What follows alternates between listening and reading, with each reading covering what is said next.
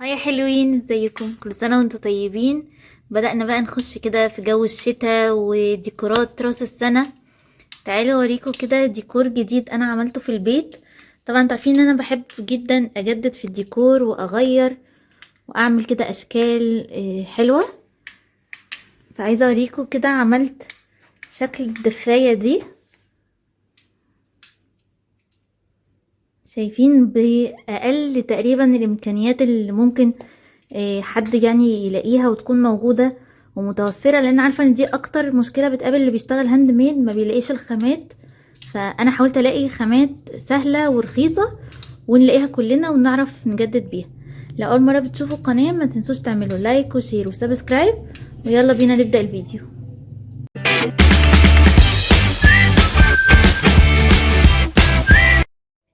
عشان اعملها انا جبت هنا كرتونة، تمام، وسبت الحتة دي كده كاملة علشان اتنيها، وجيت رسمت هنا نص كيرف كده، وسبت من هنا 15 سنتي ومن الناحية التانية 15 سنتي برضو. شايفين دي كده 15 سنتي والناحية التانية 15 سنتي، ورسمت ده. وفي طبعا قطعة تانية زيها بالظبط عشان تكون الظهر. هفرغ دي واجي اوريكم كده الشكل. كده حاولت بقى افرغ بالكتر، شايفين ان الشكل كده يطلع كله. هكمله طبعا، وسبت حتة من تحت علشان تكون القاعدة بتاعتها. بصوا ده كده شكل القصة اللي انا قصيته. هبدأ بقى ألزق الظهر. انا عندي حتة زي دي بالظبط، هحطهم على بعض فهيكون ليها ظهر، واعمل بس جناب ليها بحيث ان هي تبقى، شايفين هي كده واخدة شكل الدفاية خالص اهو. طبعا بقى لما تتلون وتاخد كده الشكل في الاخر هتطلع خطيرة. هعمل بس الظهر كمان، يعني هوريكم دلوقتي هعمله ازاي عليها. بصوا كده لما حطيت بقى الكرتونة التانية، ومن هنا هبدأ ألزق دول كده في بعض بحيث انها تبقى الحتة اللي فوق دي تقيلة ومحملة، ممكن احط عليها لعب او حاجة لراس السنة. وطبعا كل ده هيتغلف وهيدهن ويتلون ويطلع شكله حلو جدا. وهعمل لها بس جنبين من بقية الكرتونة اللي عندي.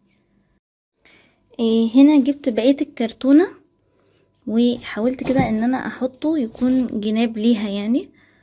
فهيبقى باقي عندي حتة بس صغيرة فاضية، هحاول برضو ان انا اكملها، وهلزق بقى كل ده كده واوريها لكم في الاخر شكلها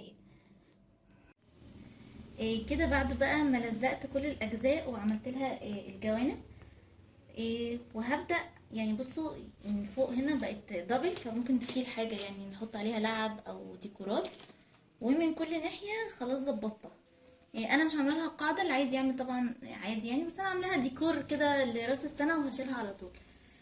جبت بقى هنا ده الشكل اللي هو الطوب الحجري ده فوم، وهو ستيكر كده لازق. واخدت نفس المقاسات بالظبط، والحته اللي انا كنت قصاها من جوه الدفايه ورسمتها بالظبط عليه علشان اما افضيها واجي الزق تطلع ان شاء الله مظبوطه خالص. هحاول بقى كده اقص الشكل ده ونلزقها مع بعض. كده خلاص بعد ما قصيتها ولاحظت ان هي مظبوطه، في بس هنا حته فاضيه دي هكملها مع الوش التاني. هبدا بقى افك كده الورق كده. ده الشكل بعد ما لزقت الفوم عليها الابيض، شايفين طالعه حلوه جدا جدا. طبعا من جوه هنا كان الجزء ده كان كرتون، فجبت الرول ده بيتباع في المكتبة من اول 15 جنيه 30 جنيه. ده شكل الطوب كده اعتقد واضح، وهو ستيكر برضو. فلزقته كده فيها كلها من جوه علشان يكمل الشكل اكتر معاها. دلوقتي هوريكم كمان بقى فكرة حلوة قوي لو احنا عايزين نعمل شكل النار جواها، ونخلي طبعا يعني يستحسن لو انتوا هتعملوها كده ان انتوا تفرشوا كمان تحت من ده قاعدة ليها يعني. بس انا هوريكم دلوقتي انا هعمل ايه وهزوقها كمان ازاي.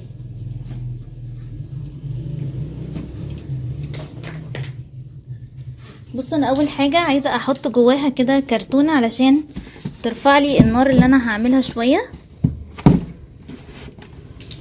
دي كرتونة عادية خالص وهداريها. وهنا هجيب اللابتوب بتاعي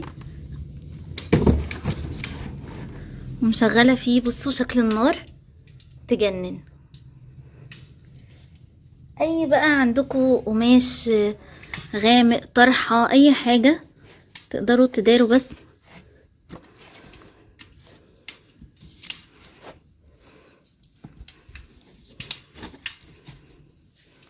الشكل كده بصوا بقى شكلها عامل ازاي.